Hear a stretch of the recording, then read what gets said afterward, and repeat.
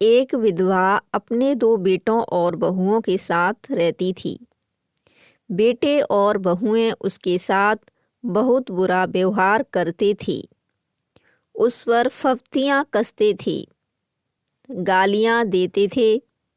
कोई भी तो ऐसा नहीं था जिससे बुढ़िया सुख दुख की बातें कर सके।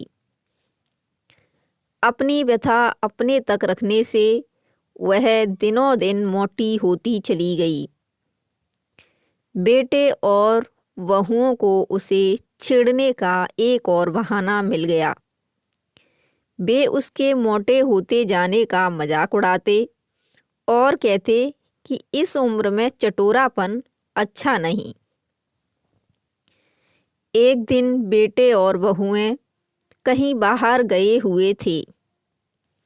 बुढ़िया दुख के मारे घर से निकल पड़ी। भटकते भटकते वह बस्ती के बाहर चली गई। वहां उसे एक उजाड़ मकान दिखा। वह जीर्ण शीर्ण और छत विहीन था। वह इस खंडहर के अंदर चली गई।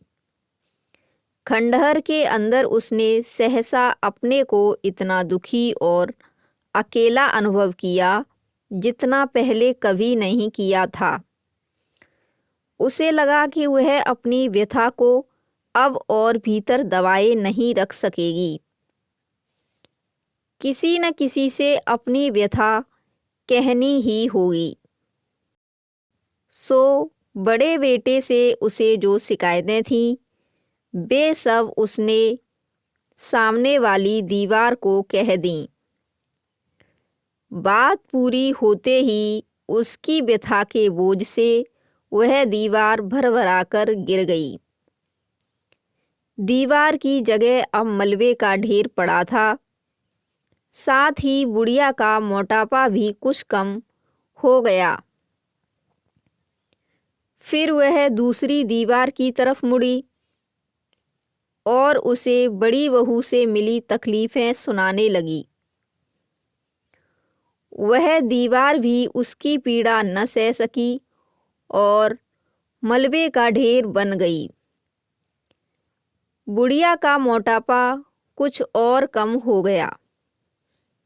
उसके बाद वह तीसरी दीवार से मुखातिब हुई और उसे छोटे बेटे की करतूतें कहने लगी।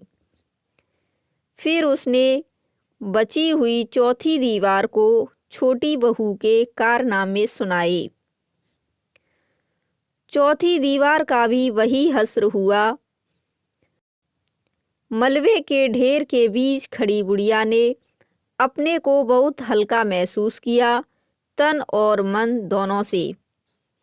उसने देखा व्यथा से उसका जितना वजन बढ़ गया था उससे छुटकारा मिल गया है।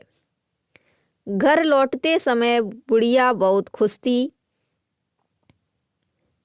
किसी भी प्रकार के कंटेंट लेखन के लिए आप हमारे इस नंबर पर संपर्क कर सकते हैं। यदि यह वीडियो अच्छी लगी है तो प्लीज़ वीडियो को लाइक कीजिए, अधिक से अधिक लोगों तक शेयर कीजिए और चैनल को सब्सक्राइब कर लीजिए ताकि आपको नई नई कहानियाँ, लोक कथाएँ, धार्मिक कथाएँ और आत्मकथाएँ सुनने को मिलती रहें। धन्यवाद।